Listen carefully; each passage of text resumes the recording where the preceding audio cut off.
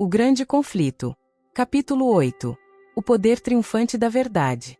Um novo imperador, Carlos V, subira ao trono da Alemanha, e os emissários de Roma se apressaram a apresentar suas congratulações e induzir o monarca a empregar seu poder contra a reforma. De um lado, o eleitor da Saxonia, a quem Carlos em grande parte devia a coroa, rogava-lhe não dar passo algum contra Lutero antes de lhe conceder oportunidade de se fazer ouvir. O imperador ficou assim colocado em posição de grande perplexidade e embaraço. Os adeptos do Papa não ficariam satisfeitos com coisa alguma a não ser um edito imperial sentenciando Lutero à morte. O eleitor declarava firmemente que nem Sua Majestade Imperial, nem outra pessoa qualquer tinha demonstrado haverem sido refutados os escritos de Lutero. Portanto, pedia que o doutor Lutero fosse provido de salvo-conduto, de maneira que pudesse comparecer perante um tribunal de juízes sábios, piedosos e imparciais. Dalbiné. A atenção de todos os partidos dirigia-se agora para a Assembleia dos Estados Alemães que se reuniu em Worms logo depois da ascensão de Carlos ao poder imperial. Havia importantes questões e interesses políticos a serem considerados por esse concílio nacional. Pela primeira vez os príncipes da Alemanha deveriam encontrar-se com seu jovem monarca numa assembleia deliberativa. De todas as partes da pátria haviam chegado os dignitários da Igreja e do Estado. Fidalgos seculares, de elevada linhagem, poderosos e ciosos de seus direitos hereditários, eclesiásticos principescos, afetados de sua consciente superioridade em ordem social e poderio, cavalheiros da corte e seus partidários armados, e embaixadores de países estrangeiros e longínquos, todos se achavam reunidos em Worms. Contudo, naquela vasta assembleia, o assunto que despertava o mais profundo interesse era a causa do reformador saxônio. Carlos previamente encarregara o eleitor de levar consigo Lutero à dieta, assegurando-lhe proteção e prometendo franco estudo das questões em contenda, com pessoas competentes. Lutero estava ansioso por comparecer perante o imperador. Sua saúde achava-se naquela ocasião muito alquebrada, não obstante escreveu ao eleitor: Se eu não puder ir a Worms com boa saúde, serei levado para lá, doente como estou. Pois se o imperador me chama, não posso duvidar de que é o chamado do próprio Deus. Se desejarem usar de violência para comigo, e isto é muito provável, pois não é para a instrução deles que me ordenam comparecer, põe o caso nas mãos do Senhor. Ainda vive e reina aquele que preservou os 3 jovens na fornalha ardente. Se ele me não salvar, minha vida é de pouca importância. Tão somente evitemos que o Evangelho seja exposto ao escárnio dos ímpios, e por ele derramemos nosso sangue, de preferência deixar que eles triunfem. Não me compete decidir se minha vida ou minha morte contribuirá mais para a salvação de todos. Podeis esperar tudo de mim, exceto fuga e abjuração. Fugir não posso, e menos ainda me retratar. Dalbiné. Quando em Worms circularam as notícias de que Lutero deveria comparecer perante a dieta, houve geral excitação. Aleandro, o delegado papal a quem fora especialmente confiado o caso, estava alarmado e enraivecido. Via que o resultado seria desastroso para a causa papal. Instituir inquérito sobre um caso em que o Papa já havia pronunciado sentença de morte seria lançar o desdém sobre a autoridade do soberano pontífice. Além disso, tinha apreensões de que os eloquentes e poderosos argumentos daquele homem pudessem desviar da causa do Papa muitos dos príncipes. Com muita insistência, pois, advertiu Carlos contra o aparecimento de Lutero em Worms. Por este tempo foi publicada a bula que declarava a excomunhão de Lutero. Este fato, em acréscimo às representações do legado, induziu o imperador a ceder. Escreveu ao eleitor que, se Lutero não se retratasse, deveria permanecer em Wittenberg. Não contente com esta vitória, Aleandro trabalhou com toda a força e astúcia que possuía para conseguir a condenação de Lutero. Com uma persistência digna de melhor causa, insistiu em que o caso chegasse à atenção dos príncipes, prelados e outros membros da Assembleia, acusando o reformador de sedição, rebelião e blasfêmia. Mas a veemência e paixão manifestadas pelo legado revelaram demasiadamente claro o espírito que o impulsionava. Ele é movido pelo ódio e vingança, foi a observação geral, muito mais do que pelo zelo e piedade. Dalbiné. A maior parte da dieta estava mais do que nunca inclinada a considerar favoravelmente a causa de Lutero.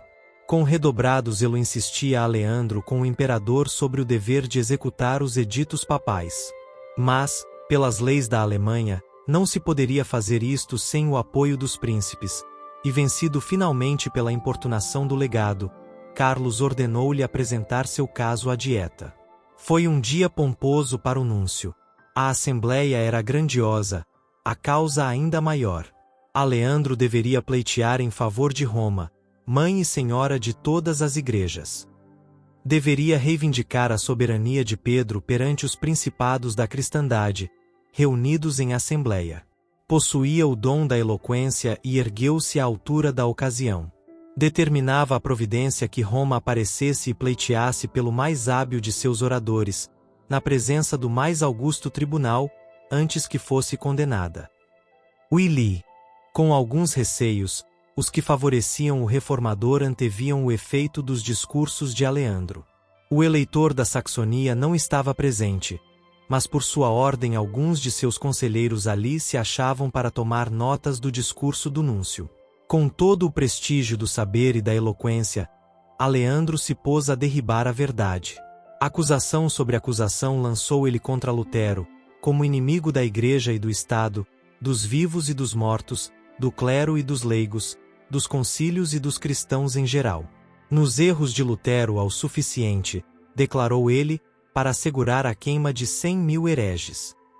Em conclusão, esforçou-se por atirar o desprezo aos adeptos da fé reformada. O que são estes luteranos?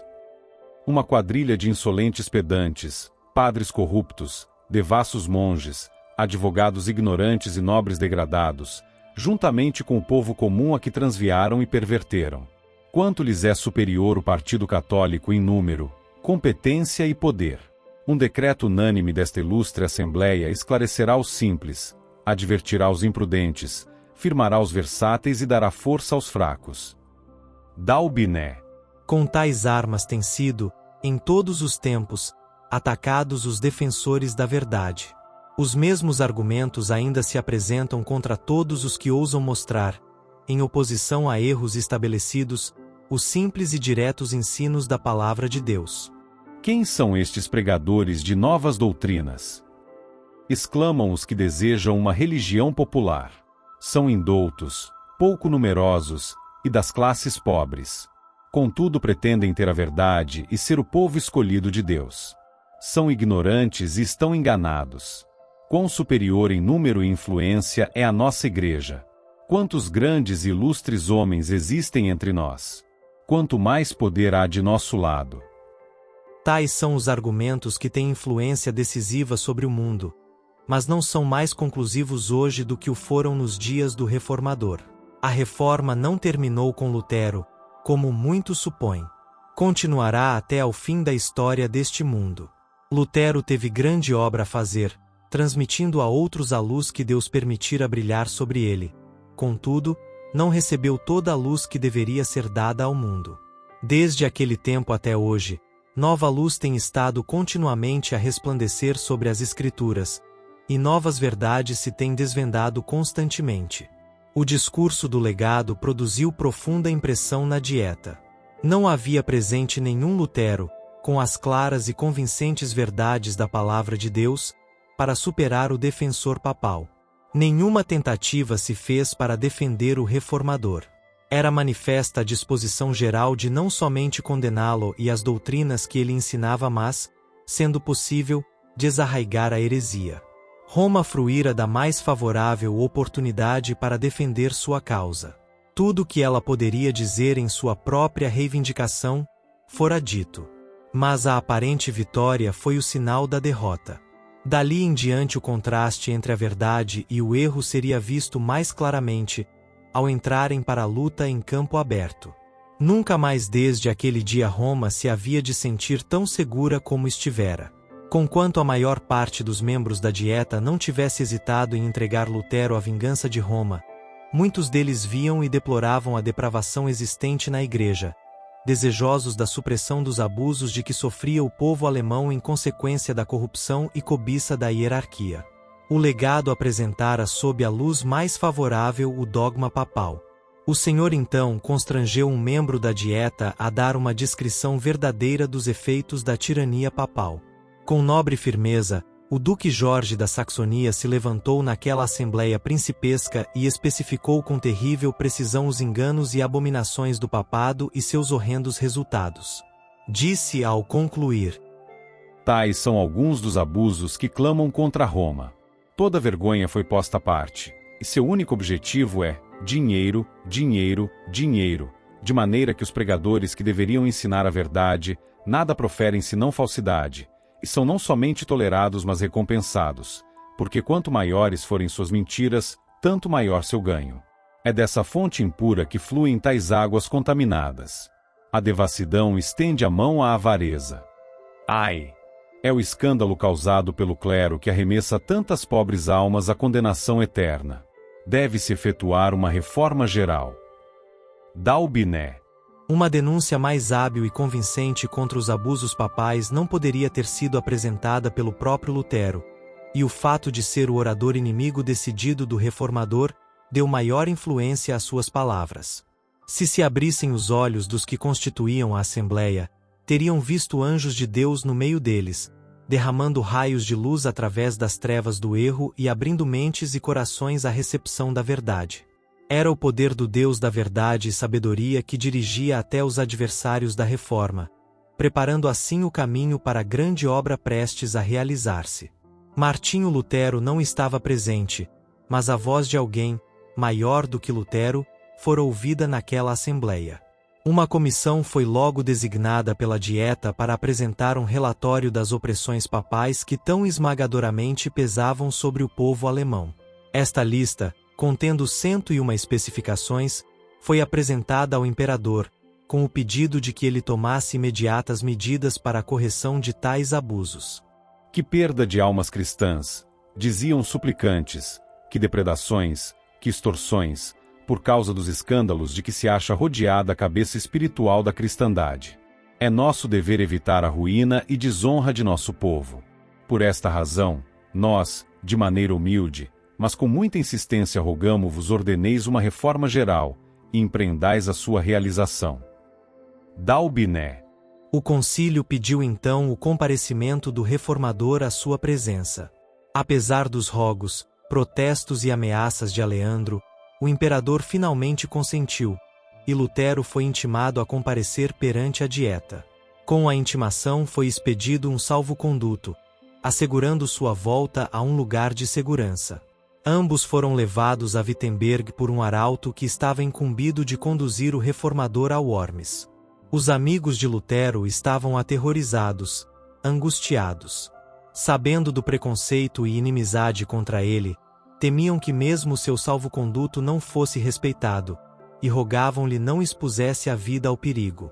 Ele replicou: Os sectários do Papa não desejam minha ida a Worms, mas minha condenação e morte. Não importa. Não orem por mim, mas pela palavra de Deus. Cristo me dará seu espírito para vencer esses ministros do erro. Desprezo-os em minha vida. Triunfarei sobre eles pela minha morte. Estão atarefados em Worms com o intuito de me obrigarem a renunciar, e esta será a minha abjuração. Anteriormente eu dizia que o Papa é o vigário de Cristo. Hoje assevero ser ele o adversário de nosso Senhor e o apóstolo do diabo. Dalbiné. Lutero não deveria fazer sozinho sua perigosa viagem. Além do mensageiro imperial, 3 de seus amigos mais certos se decidiram a acompanhá-lo. Melanchthon ardorosamente quis unir-se a eles.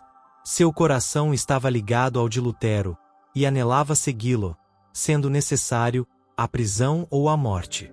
Seus rogos, porém, não foram atendidos.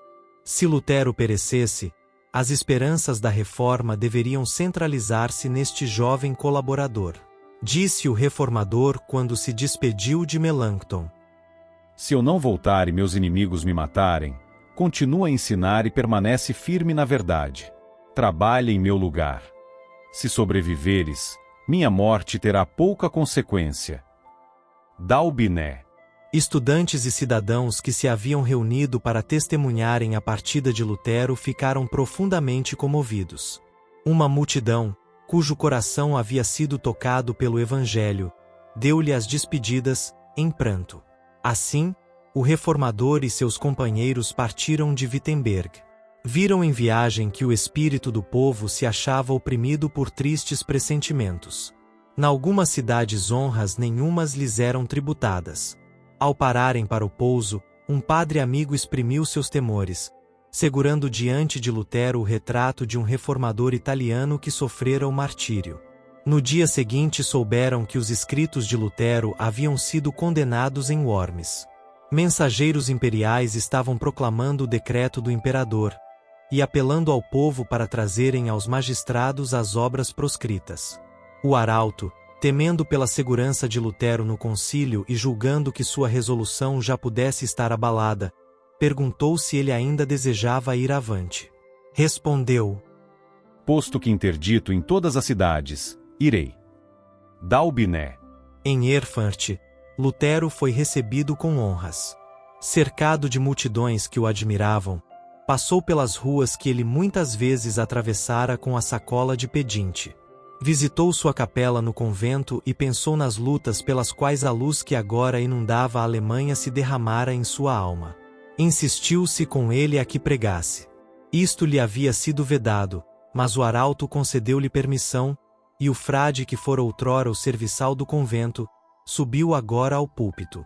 A uma multidão que ali se reunira, falou ele sobre as palavras de Cristo. Paz seja convosco. Filósofos, doutores e escritores, disse ele, têm se esforçado por ensinar aos homens o meio para se obter a vida eterna, e não têm conseguido. Contar-vos-ei agora. Deus ressuscitou dos mortos um homem, o Senhor Jesus Cristo, para que pudesse destruir a morte, extirpar o pecado e fechar as portas do inferno. Esta é a obra da salvação. Cristo venceu. Estas são as alegres novas, e somos salvos por sua obra, e não pela nossa própria. Disse nosso Senhor Jesus Cristo: Paz seja convosco, olhai minhas mãos. Isto quer dizer: olha, ó homem, fui eu só, que tirei teu pecado e te resgatei, e agora tens paz, diz o Senhor. Continuou, mostrando que a verdadeira fé se manifestará por uma vida santa. Visto que Deus nos salvou, ordenemos nossos trabalhos de tal maneira que possam ser aceitáveis perante Ele. És rico. Administra teus bens às necessidades dos pobres. Se teu trabalho é útil apenas para ti, o serviço que pretendes prestar a Deus é uma mentira. Dalbiné. O povo ouvia como que extasiado. O pão da vida fora partido àquelas almas famintas. Perante elas Cristo foi levantado acima de papas, legados, imperadores e reis. Lutero não fez referência alguma à sua posição perigosa. Não procurou fazer-se objeto dos pensamentos e simpatias. Na contemplação de Cristo perdera de vista o eu. Escondera-se por trás do homem do Calvário, procurando apenas apresentar a Jesus como o Redentor do pecador. Prosseguindo viagem, o reformador era em toda parte olhado com grande interesse. Uma ávida multidão acotovelava-se em redor dele, e vozes amigas advertiam-no dos propósitos dos romanistas. Eles vos queimarão, diziam alguns, e reduzirão vosso corpo a cinzas, como fizeram com João Hus.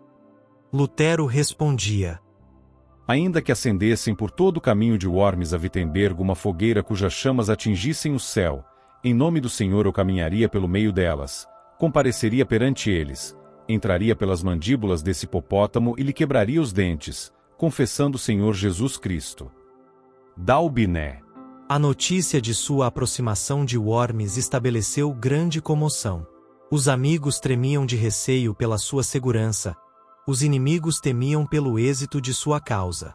Fizeram-se acérrimos esforços para dissuadi-lo de entrar na cidade. Por instigação dos adeptos do Papa, insistiu-se com ele para que se retirasse para o castelo de um cavalheiro amigo, onde, declarava-se, todas as dificuldades poderiam ser amigavelmente resolvidas. Os amigos esforçavam-se por excitar-lhe os temores, descrevendo os perigos que o ameaçavam. Todos os seus esforços falharam. Lutero, ainda inabalável, declarou: mesmo que houvesse tantos demônios em Worms como telhas nos telhados, eu ali entraria. Dalbiné. À sua chegada em Worms, vasta multidão se congregou às portas para lhe dar as boas-vindas. Concorrência tão grande não houvera para saudar o próprio imperador.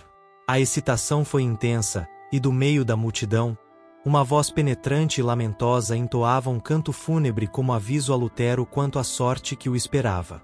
Deus será a minha defesa, disse ele, ao descer da carruagem. Os chefes papais não tinham acreditado que Lutero realmente se aventurasse a aparecer em Worms, e sua chegada encheu-os de consternação. O imperador imediatamente convocou seus conselheiros para considerarem como deveriam agir. Um dos bispos, romanista rígido, declarou: temo-nos consultado durante muito tempo acerca deste assunto. Livre-se Vossa Majestade Imperial, de uma vez, deste homem. Não fez Sigismundo com que João os fosse queimado? Não somos obrigados a dar nem a observar o salvo-conduto de um herege. Não, disse o imperador, devemos cumprir nossa promessa. Dalbiné. Decidiu-se, portanto, que o reformador fosse ouvido. A cidade toda se achava sofrega por ver este homem notável, e uma multidão de visitantes logo encheu suas estalagens.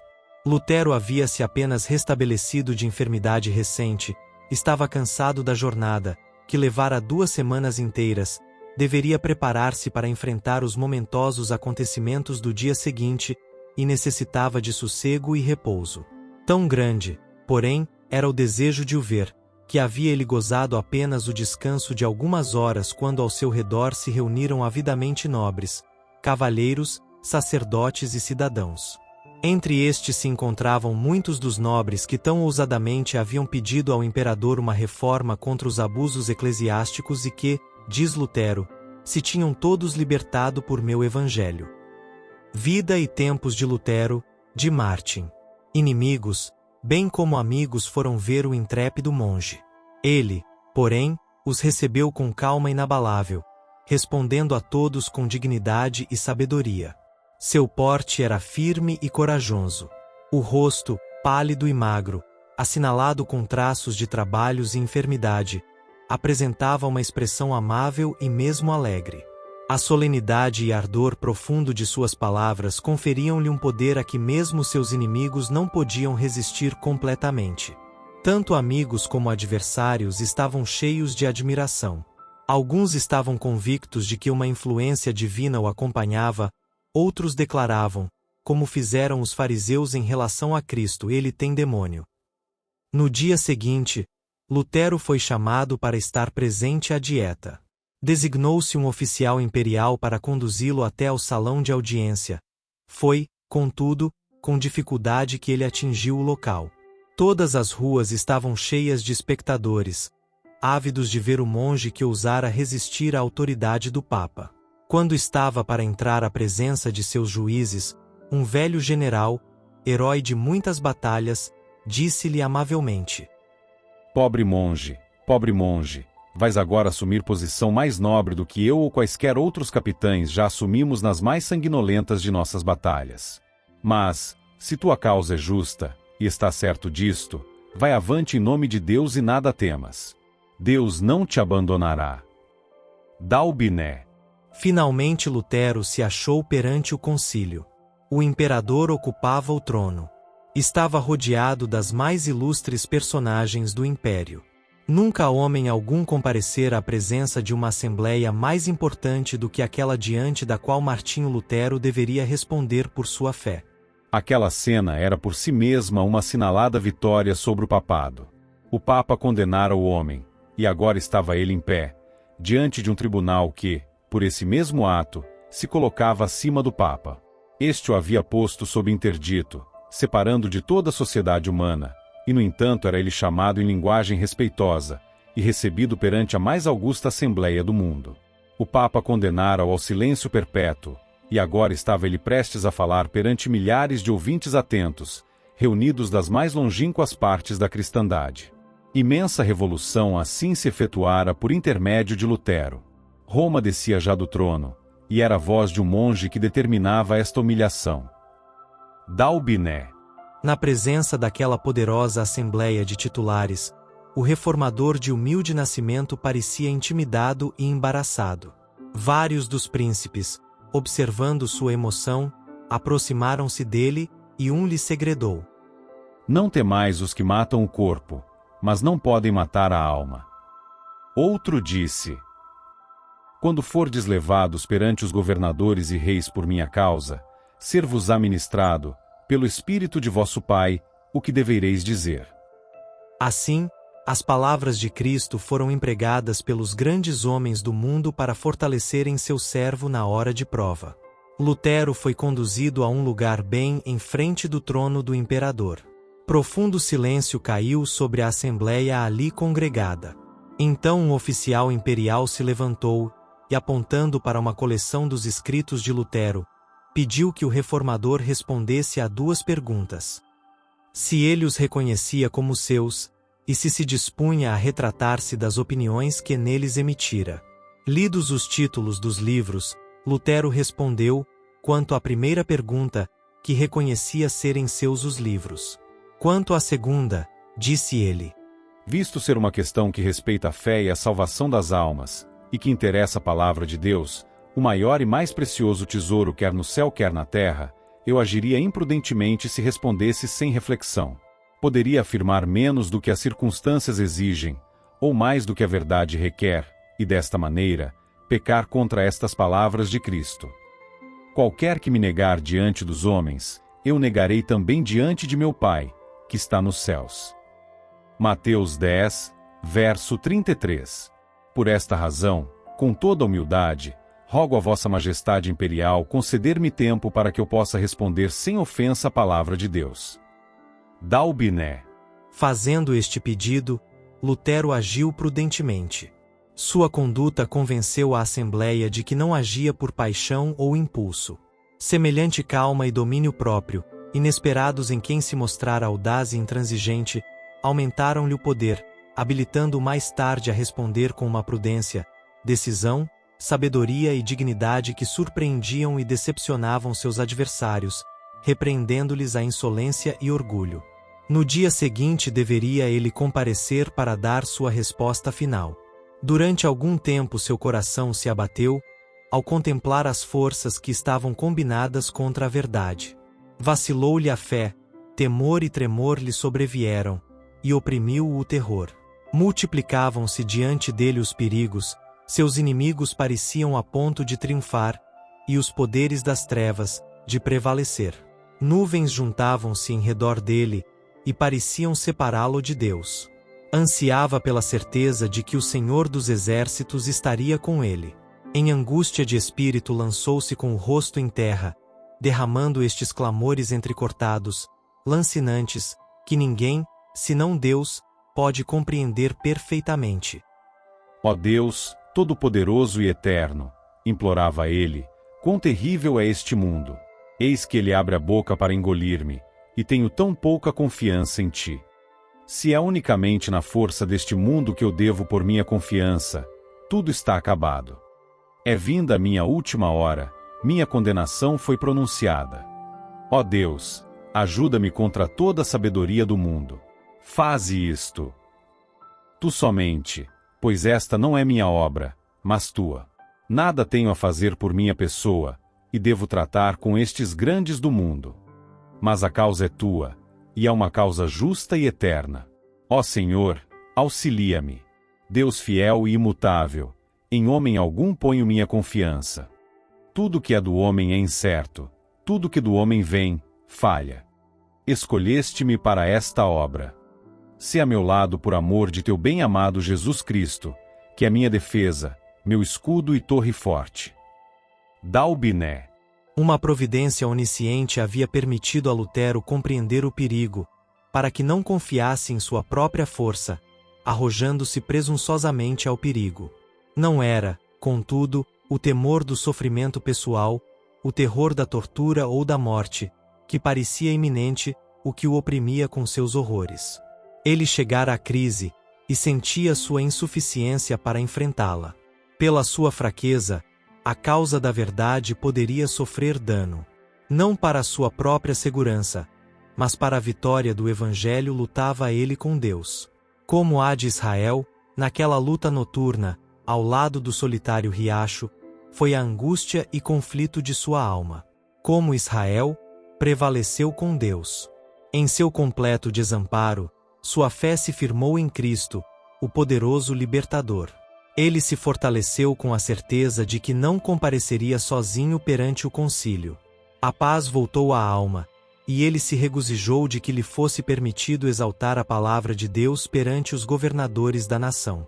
Com o espírito repousado em Deus, Lutero preparou-se para a luta que diante dele estava. Meditou sobre o plano de sua resposta, examinou passagens de seus próprios escritos e tirou das Sagradas Escrituras provas convenientes para sustentar sua atitude. Então, pondo a mão esquerda sobre o volume sagrado, que estava aberto diante dele, levantou a destra para o céu, e fez um voto de permanecer fiel ao Evangelho e confessar francamente sua fé, mesmo que tivesse de selar com o sangue seu testemunho. Dalbiné. Ao ser de novo introduzido à presença da dieta, seu rosto não apresentava traços de receio ou embaraço. Calmo e cheio de paz, ainda que extraordinariamente valoroso e nobre, manteve-se como testemunha de Deus entre os grandes da terra. O oficial imperial pediu então sua decisão sobre se desejava retratar-se de suas doutrinas. Lutero respondeu em tom submisso e humilde, sem violência nem paixão. Suas maneiras eram tímidas e respeitosas, manifestou, contudo, confiança e alegria que surpreenderam a Assembleia. Sereníssimo Imperador, ilustres príncipes, graciosos fidalgos, disse Lutero, compareço neste dia perante vós, em conformidade com a ordem a mim dada ontem, e pela mercê de Deus conjuro vossa majestade e vossa augusta alteza a escutar, com graça, a defesa de uma causa que, estou certo, é justa e verdadeira. Se, por ignorância, eu transgredir os usos e etiquetas das cortes, rogo-vos perdoar-me, pois não fui criado nos palácios dos reis, mas na reclusão de um convento. Dalbiné. Então, referindo-se à pergunta, declarou que suas obras publicadas não eram todas do mesmo caráter. Em algumas havia tratado da fé e das boas obras, e mesmo seus inimigos as declaravam não somente inofensivas, mas proveitosas. Abjurá-las seria condenar verdades que todos os partidos professavam. A segunda classe consistia em escritos que expunham as corrupções e abusos do papado. Revogar estas obras fortaleceria a tirania de Roma, abrindo uma porta mais larga a muitas e grandes impiedades. Na terceira classe de seus livros atacara indivíduos que haviam defendido erros existentes. Em relação a eles confessou, francamente, que tinha sido mais violento do que convinha. Não pretendia estar isento de falta, mas mesmo esses livros não poderia revogar, pois que tal procedimento tornaria audaciosos os inimigos da verdade, e então aproveitariam a ocasião para esmagar o povo de Deus com crueldade ainda maior. Não sou, todavia, senão mero homem, e não Deus, continuou ele, portanto, defender-me-ei como fez Cristo. Se falei mal, dá testemunho do mal. Pela misericórdia de Deus, conjuro-vos, sereníssimo Imperador, e a vós, ilustríssimos príncipes, e a todos os homens de toda categoria, a provar pelos escritos dos profetas e apóstolos, que errei. Logo que estiver convicto disso, retratarei todo o erro e serei o primeiro a lançar mão de meus livros e atirá-los ao fogo. O que acabo de dizer, claramente mostra, eu espero, que pesei e considerei cuidadosamente os perigos a que me exponho, mas, longe de me desanimar, regozijo-me por ver que o Evangelho é hoje, como nos tempos antigos, causa de perturbação e dissensão. Este é o caráter, este é o destino da palavra de Deus.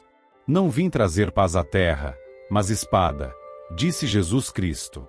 Deus é maravilhoso e terrível em seus conselhos. Acautelai-vos para que não aconteça que, supondo apagar dissensões, persigais a santa palavra de Deus e arrosteis sobre vós mesmos um pavoroso dilúvio de perigos insuperáveis, de desastres presentes e desolação eterna. Poderia citar muitos exemplos dos oráculos de Deus. Poderia falar dos faraós, dos reis de Babilônia e dos de Israel, cujos trabalhos não contribuíram nunca mais eficazmente para sua própria destruição do que quando buscavam, mediante conselhos, prudentíssimos na aparência, fortalecer seu domínio. Deus é o que transporta montanhas, sem que o sintam. Dalbiné. Lutero falara em alemão. Foi-lhe pedido então repetir as mesmas palavras em latim. Embora exausto pelo esforço anterior, anuiu e novamente fez seu discurso, com a mesma clareza e energia que a princípio. A providência de Deus dirigiu isto.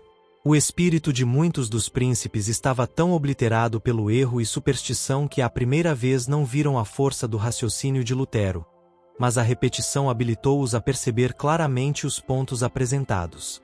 Os que obstinadamente fechavam os olhos à luz e se decidiram a não convencer-se da verdade, ficaram enraivecidos com o poder das palavras de Lutero. Quando cessou de falar, o anunciador da dieta disse, irado: Não respondeste à pergunta feita. Exige-se que dês resposta clara e precisa. Retratar-te-ás ou não?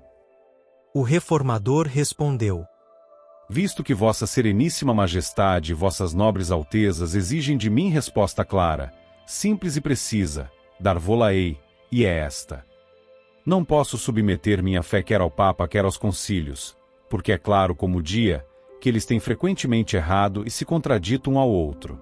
Portanto, a menos que eu seja convencido pelo testemunho das Escrituras ou pelo mais claro raciocínio, a menos que eu seja persuadido por meio das passagens que citei, a menos que assim submeto a minha consciência pela palavra de Deus, não posso retratar-me e não me retratarei, pois é perigoso um cristão falar contra a consciência.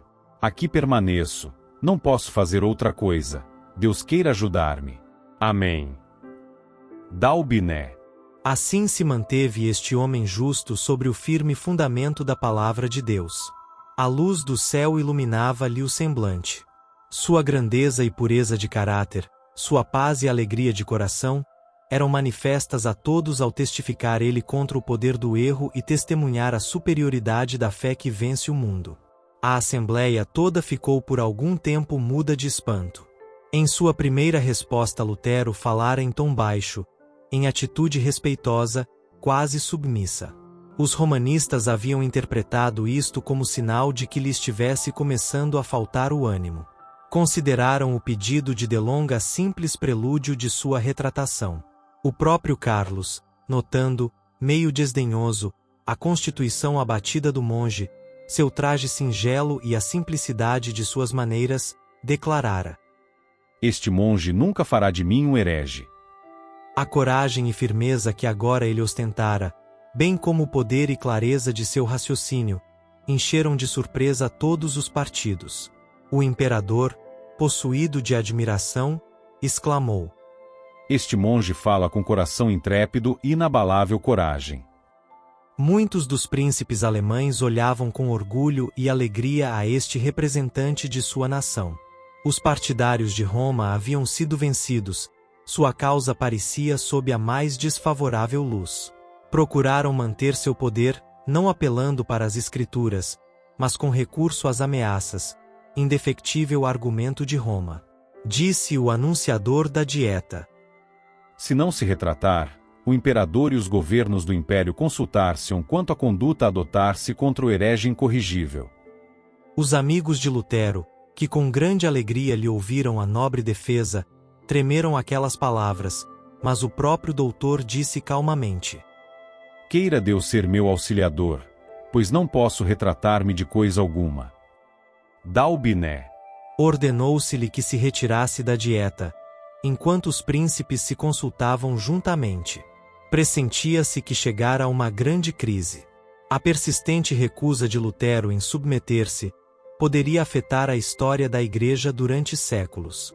Decidiu-se dar-lhe mais uma oportunidade para renunciar. Pela última vez foi ele levado à Assembleia. Novamente foi feita a pergunta se ele renunciaria às suas doutrinas. Não tenho outra resposta a dar, disse ele, a não ser a que já dei.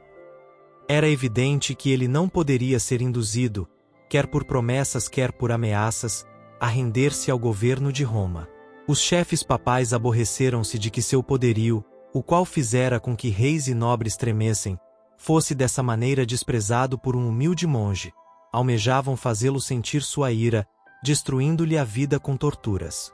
Lutero, porém, compreendendo o perigo, falara a todos com dignidade e calma cristãs. Suas palavras tinham sido isentas de orgulho, paixão e falsidade.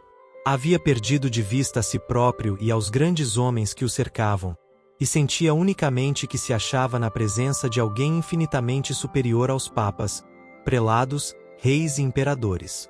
Cristo falara por intermédio do testemunho de Lutero, com um poder e grandeza que na ocasião causou espanto e admiração tanto a amigos como a adversários. O Espírito de Deus estivera presente naquele concílio, impressionando o coração dos principais do império. Vários dos príncipes reconheceram ousadamente a justiça da causa de Lutero. Muitos estavam convictos da verdade, mas em outros as impressões recebidas não foram duradouras. Houve outra classe que no momento não exprimiu suas convicções, mas que, tendo pesquisado as Escrituras por si mesmos, tornaram-se em ocasião posterior destemidos sustentáculos da Reforma. O eleitor Frederico aguardara ansiosamente o comparecimento de Lutero perante a Dieta, e com profunda emoção ouviu seu discurso. Com alegria e orgulho testemunhou a coragem, firmeza e domínio próprio do doutor, e decidiu-se a permanecer mais firmemente em sua defesa. Ele contrastava as facções em contenda, e via que a sabedoria dos papas, reis e prelados, fora pelo poder da verdade reduzida a nada. O papado sofrera uma derrota que seria sentida entre todas as nações e em todos os tempos. Quando o legado percebeu o efeito produzido pelo discurso de Lutero, como nunca dantes temeu pela segurança do poderio romano e resolveu empregar todos os meios a seu alcance para levar a termo a derrota do reformador. Com toda a eloquência e perícia diplomática, pelas quais tanto se distinguia, apresentou ao jovem imperador a loucura e perigo de sacrificar, pela causa de um monge desprezível, a amizade e apoio da poderosa sede Roma. Suas palavras não foram destituídas de efeito. No dia que se seguiu a resposta de Lutero, Carlos fez com que fosse apresentada uma mensagem à Dieta, anunciando sua resolução de prosseguir com a política de seus predecessores, mantendo e protegendo a religião católica. Visto que Lutero se recusara a renunciar a seus erros, seriam empregadas as mais rigorosas medidas contra ele e contra as heresias que ensinava. Um simples monge, transviado por sua própria loucura, levantou-se contra a fé da cristandade. Para deter tal impiedade, sacrificarei meus reinos, meus tesouros, meus amigos, meu corpo, meu sangue, minha alma e minha vida. Estou para despedir o agustiniano Lutero, proibindo-lhe causar a menor desordem entre o povo. Procederei então contra ele e seus adeptos como hereges contumazes, pela excomunhão, pelo interdito e por todos os meios calculados para destruí-los. Apelo para os membros dos estados a que se portem como fiéis cristãos. Dalbiné. Não obstante, o imperador declarou que o salvo-conduto de Lutero deveria ser respeitado, e que, antes de se poder instituir qualquer processo contra ele, deveria ser-lhe permitido chegar a casa em segurança. Insistiam agora os membros da Dieta em duas opiniões contrárias. Os emissários e representantes do Papa, de novo pediam que o salvo-conduto do reformador fosse desrespeitado. O Reno, diziam eles, deveria receber suas cinzas, como recebeu as de João Hus, há um século. Dalbiné. Príncipes alemães, porém, conquanto fossem eles próprios romanistas e inimigos declarados de Lutero, protestavam contra tal brecha da pública fé, como uma nódoa sobre a honra da nação. Apontavam para as calamidades que se seguiram à morte de Hus e declaravam que não ousavam atrair sobre a Alemanha e sobre a cabeça de seu jovem imperador a repetição daqueles terríveis males. O próprio Carlos, respondendo à vil proposta, disse: Embora fossem a honra e a fé banidas do mundo todo, deveriam encontrar um refúgio no coração dos príncipes. Dalbiné. Houve ainda insistência por parte dos mais encarniçados inimigos papais de Lutero, a fim de tratar o reformador como Sigismundo fizera com Hus, abandonando-o à mercê da Igreja, mas lembrando-se da cena em que Hus, em assembleia pública, apontar as suas cadeias e lembrar ao monarca a sua fé empenhada, Carlos V declarou: Eu não gostaria de corar como Sigismundo. Ver história do Concílio de Constança, de Lenfa. Não obstante, Carlos havia deliberadamente rejeitado as verdades apresentadas por Lutero. Estou firmemente resolvido a imitar o exemplo de meus maiores, escreveu o monarca. Decidira não sair da senda do costume, mesmo para andar nos caminhos da verdade e justiça.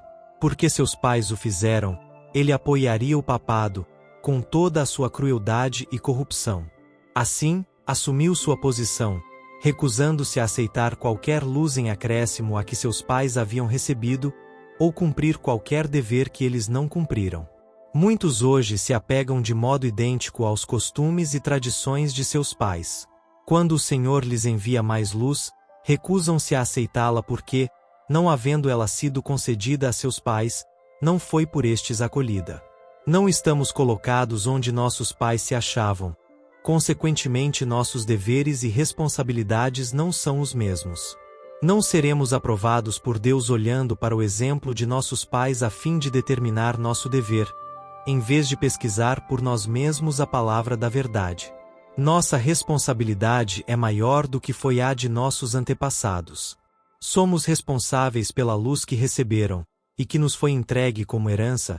Somos também responsáveis pela luz adicional que hoje, da palavra de Deus, está a brilhar sobre nós. Disse Cristo acerca dos judeus incrédulos: Se eu não viera, nem lhes houvera falado, não teriam pecado, mas agora não têm desculpa do seu pecado. João 15, verso 22. O mesmo poder divino falara por intermédio de Lutero ao imperador e príncipes da Alemanha. E, ao resplandecer a luz da palavra de Deus, seu espírito contendeu pela última vez com muitos naquela assembleia. Como Pilatos, séculos antes, permitira que o orgulho e a popularidade fechassem seu coração contra o Redentor do mundo, como o timorato Félix ordenou ao mensageiro da verdade. Por agora vai-te, e em tendo oportunidade te chamarei, como o orgulhoso Agripa confessou.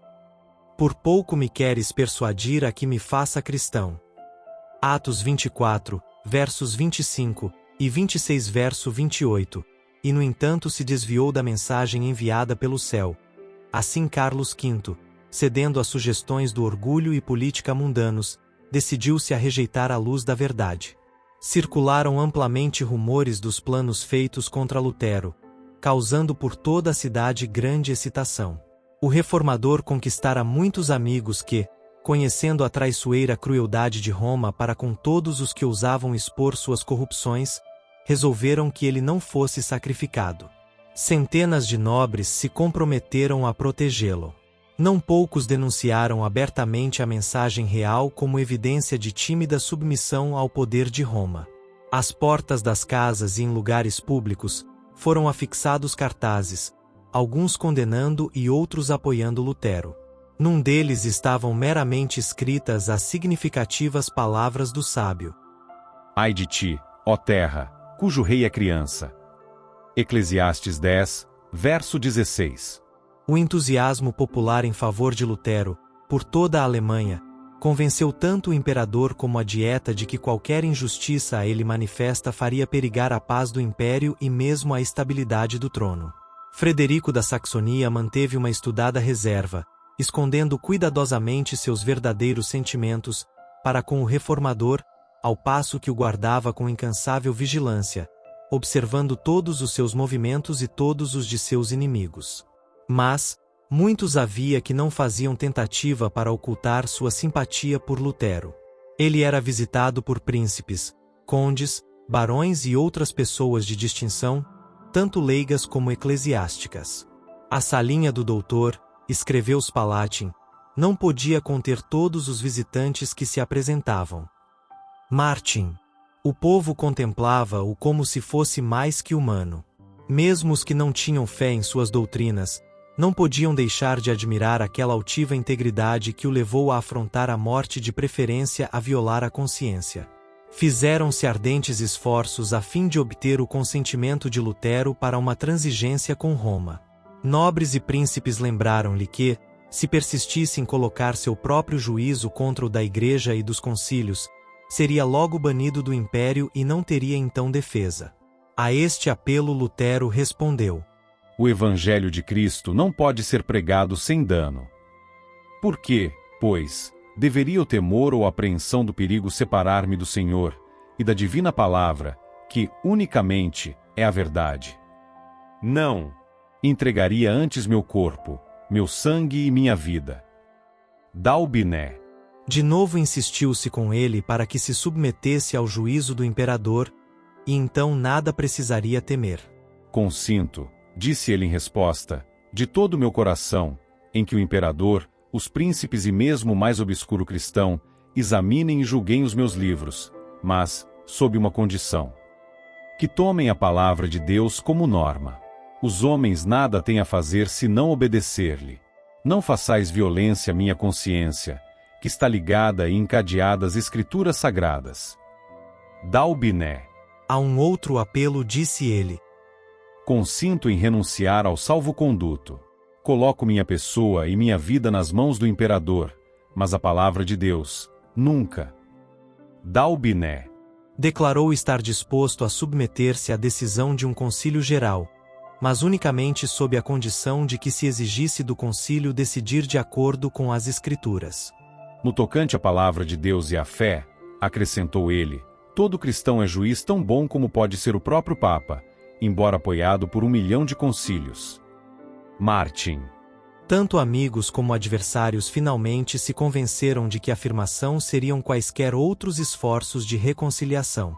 Houvesse o reformador cedido num único ponto, e Satanás e suas hostes teriam ganho a vitória. Mas sua persistente firmeza foi o meio para a emancipação da Igreja e o início de uma era nova e melhor. A influência deste único homem, que ousou pensar e agir por si mesmo em assuntos religiosos, deveria afetar a Igreja e o mundo, não somente em seu próprio tempo mas em todas as gerações futuras. Sua firmeza e fidelidade fortaleceriam, até ao final do tempo, a todos os que passassem por experiência semelhante. O poder e majestade de Deus se mantiveram acima do conselho dos homens, acima da potente força de Satanás. Por autorização do imperador foi Lutero logo ordenado a voltar para casa, e sabia que este aviso seria imediatamente seguido de sua condenação. Nuvens ameaçadoras pairavam sobre seu caminho, mas, partindo de Worms, seu coração se encheu de alegria e louvor. O próprio diabo, disse ele, guardou a fortaleza do Papa, mas Cristo fez nela uma larga brecha, e Satanás foi constrangido a confessar que o Senhor é mais poderoso do que ele. Dalbiné. Depois de sua partida, ainda desejoso de que sua firmeza não fosse mal interpretada como sendo rebelião, Lutero escreveu ao imperador: Deus, que é o pesquisador dos corações, é minha testemunha, disse ele, de que estou pronto para, da maneira mais ardorosa, obedecer a vossa majestade, na honra e na desonra, na vida e na morte, e sem exceções, a não ser a palavra de Deus, pela qual o homem vive. Em todas as preocupações da presente vida, minha fidelidade será inabalável, pois perder ou ganhar neste mundo é de nenhuma consequência para a salvação. Mas quando se acham envolvidos interesses eternos, Deus não quer que o homem se submeta ao homem, pois tal submissão em assuntos espirituais é verdadeiro culto, e este deve ser prestado unicamente ao Criador. Dalbiné. Na viagem de volta de Worms, a recepção de Lutero foi mais lisonjeira mesmo do que na sua ida para ali. Eclesiásticos principescos davam as boas-vindas ao monge excomungado, e governadores civis honravam ao homem que o imperador denunciara. Insistiu-se com ele que pregasse, e não obstante a proibição imperial, de novo subiu ao púlpito. Nunca me comprometi a acorrentar a palavra de Deus, disse ele, nem o farei. Martin. Não estivera ainda muito tempo ausente de Worms, quando os chefes coagiram o imperador a promulgar um edito contra ele. Nesse decreto Lutero foi denunciado como o próprio Satanás sob a forma de homem e sob as vestes de monge. Dalbiné. Ordenou-se que, logo ao expirar o prazo de seu salvo-conduto, se adotassem medidas para deter a sua obra. Proibia-se a todas as pessoas abrigá-lo, dar-lhe comida ou bebida, ou por palavras ou atos, em público ou em particular, auxiliá-lo ou apoiá-lo. Deveria ser preso onde quer que o pudesse ser e entregue às autoridades. Presos deveriam ser também seus adeptos e confiscadas suas propriedades. Deveriam destruir-se seus escritos e, finalmente, todos os que ousassem agir contrariamente àquele decreto eram incluídos em sua condenação. O eleitor da Saxonia e os príncipes mais amigos de Lutero tinham se retirado de Worms logo depois de sua partida, e o decreto do imperador recebeu a sanção da Dieta. Achavam-se agora jubilosos os romanistas. Consideravam selada a sorte da reforma. Deus provera a seu servo nesta hora de perigo um meio para escapar ao mesmo. Um olhar vigilante acompanhava os movimentos de Lutero e um coração verdadeiro e nobre decidira o seu livramento. Era claro que Roma não se satisfaria com coisa alguma senão sua morte. Unicamente ocultando-se poderia ele ser preservado das garras do leão. Deus dera sabedoria a Frederico da Saxonia para idear um plano destinado a preservar o reformador. Com a cooperação de verdadeiros amigos, executou-se o propósito do eleitor, e Lutero foi, de maneira eficiente, oculto de seus amigos e inimigos. Em sua viagem de volta para casa, foi preso, separado de seus assistentes e precipitadamente transportado através da floresta para o castelo de Warturgo, isolada fortaleza nas montanhas. Tanto o rapto como o esconderijo foram de tal maneira envoltos em mistério, que até o próprio Frederico, durante muito tempo, não soube para onde fora ele conduzido. Esta ignorância não deixou de ter seu desígnio. Enquanto o eleitor nada soubesse do paradeiro de Lutero, nada poderia revelar. Convenceu-se de que o reformador estava em segurança e com isso se sentiu satisfeito. Passaram-se a primavera, o verão e o outono, e chegaram o inverno, e Lutero ainda permanecia prisioneiro. Aleandro e seus partidários exultavam quando a luz do Evangelho parecia prestes a extinguir-se.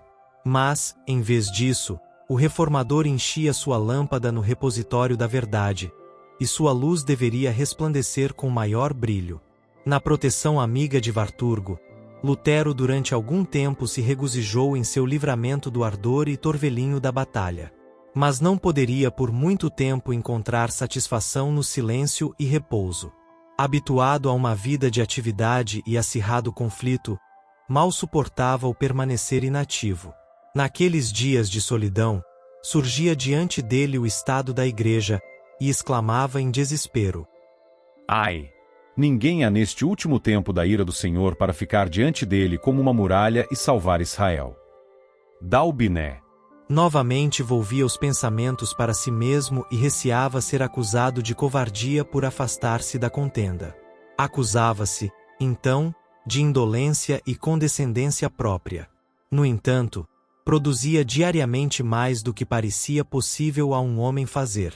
Sua pena nunca estava ociosa. Seus inimigos, conquanto se lisonjeassem de que ele estivesse em silêncio, espantavam-se e confundiam-se pela prova palpável de que ainda exercia atividade. Sem número de folhetos, procedentes de sua pena, circulavam pela Alemanha toda. Também prestava importantíssimo serviço a seus patrícios, traduzindo o Novo Testamento para a língua alemã. De seu Patmos rochoso, continuou durante quase um ano inteiro a proclamar o Evangelho e a repreender os pecados e erros do tempo. Não foi, porém, meramente para preservar Lutero da ira de seus inimigos, nem mesmo para proporcionar-lhe uma temporada de calma para esses importantes labores, que Deus retirara seu servo do cenário da vida pública. Visavam-se resultados mais preciosos do que esses. Na solidão e obscuridade de seu retiro montesino, Lutero esteve afastado do apoio terrestre e excluído dos louvores humanos. Foi desta maneira salvo do orgulho e confiança em si próprio, tantas vezes determinados pelo êxito. Por sofrimentos e humilhação foi de novo preparado para andar em segurança na altura vertiginosa a que tão subitamente fora exaltado. Ao exultarem os homens na libertação que a verdade lhes traz, inclinam-se a engrandecer aqueles que Deus empregou para quebrar as cadeias do erro e superstição. Satanás procura desviar de Deus os pensamentos e afeições dos homens, e fixá-los nos fatores humanos, ele os leva a honrar o mero instrumento, e desconhecer a mão que dirige os acontecimentos da providência. Muitas vezes dirigentes religiosos que assim são louvados e reverenciados, perdem de vista sua dependência de Deus e são levados a confiar em si próprios. Em consequência, procuram governar o espírito e a consciência do povo que se dispõe a esperar deles a guia, em vez de esperá-la da palavra de Deus. A obra de reforma é muitas vezes retardada por causa deste espírito da parte dos que a amparam. Deste perigo quis Deus guardar a causa da reforma. Ele desejava que aquela obra recebesse não os característicos do homem, mas os de Deus.